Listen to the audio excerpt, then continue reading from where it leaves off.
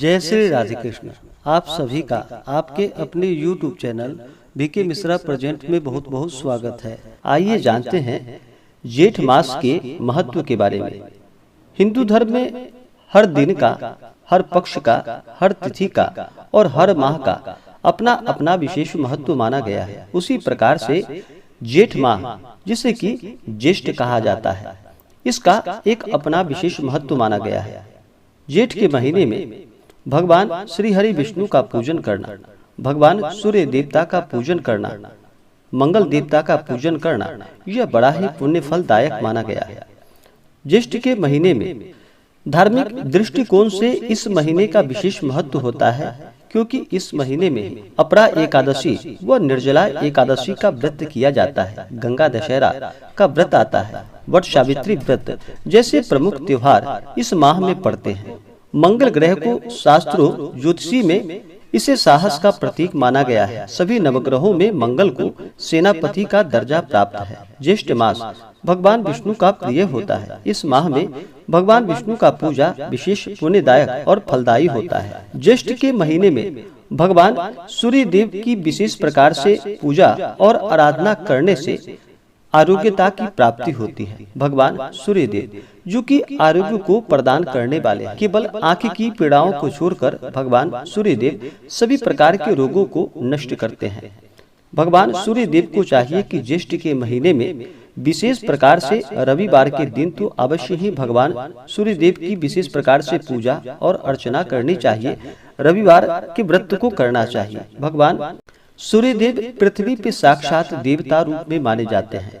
इनसे सभी जीव जंतु वनस्पति आदि भगवान सूर्य देव से ऊर्जा प्राप्त करते हैं।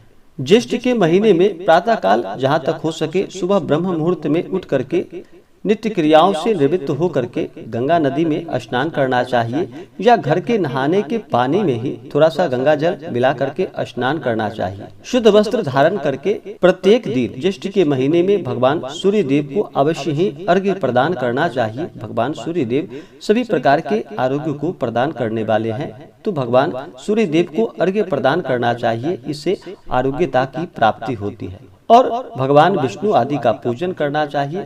और जो भी आप दैनिक कार्य करते हैं, दैनिक देवी देवता का जो पूजन करते हैं, अपने कुल देवता का पूजन करना चाहिए, इष्ट देवता का पूजन करना चाहिए।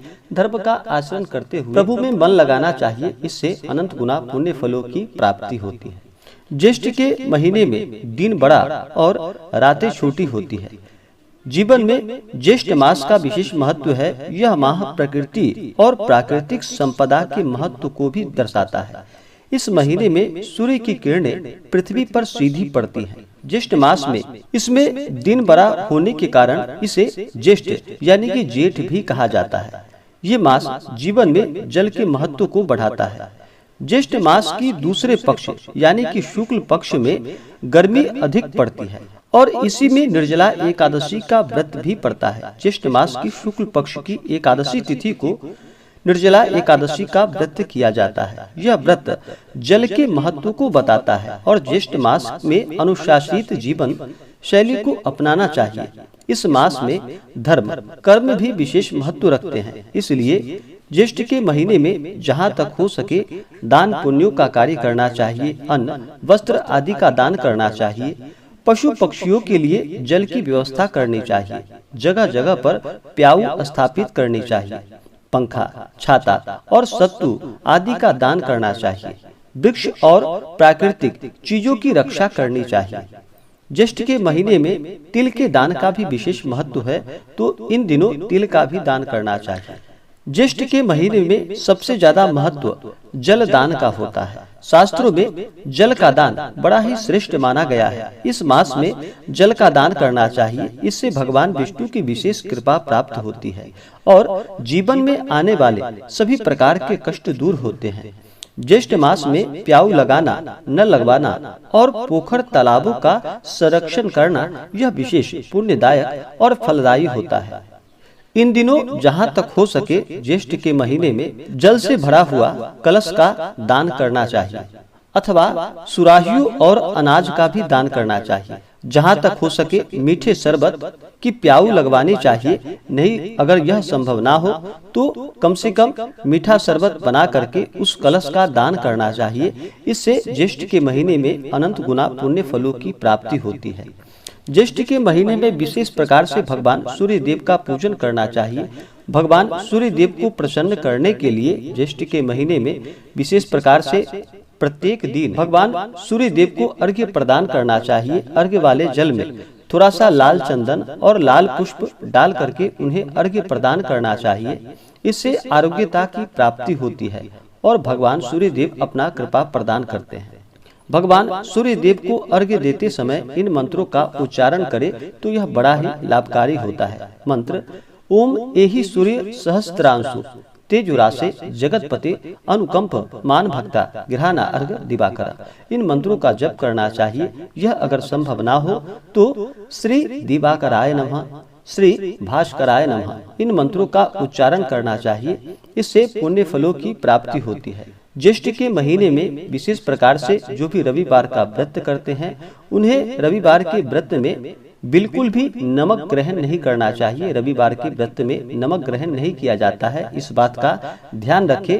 रविवार के व्रत में एक समय मीठा भोजन ग्रहण करना चाहिए, वो भी सूर्यास्त होने से पहले ही एक समय मीठा भोजन ग्रहण करना चाहिए। अगर सूर्यास्त होने से पहले अगर भोजन ग्रहण ना कर पाए तो अगले दिन जाकर के भगवान सूर्य देव को अर्घ्य प्रदान करने के बाद सूर्योदय होने के बाद ही भोजन ग्रहण करना चाहिए। ज्येष्ठ के महीने में विशेष प्रकार से हनुमान जी की पूजा आराधना और मंगल देव की पूजा आराधना करनी चाहिए। ज्येष्ठ के महीने में हनुमान जी को आप तुलसी की माला भी अर्पित कर सकते हैं, यह बड़ा ही पुण्यदायक होता है। हनुमान जी को विशेष प्रकार से इन्हें मंगलवार के दिन लाल रंग का चोला चढ़ाना चाहिए। हनुमान जी को लाल पुष्प अर्पित करने चाहिए। हनुमान जी को सिंदूर अर्पित करनी चाहिए। सिंदूर से हनुमान जी अति प्रसन्न होते हैं और इससे हनुमान जी लंबी आयु का आशीर्वाद प्रदान करते हैं। और उन्हें फिर धूप दीप दिखाना चाहिए।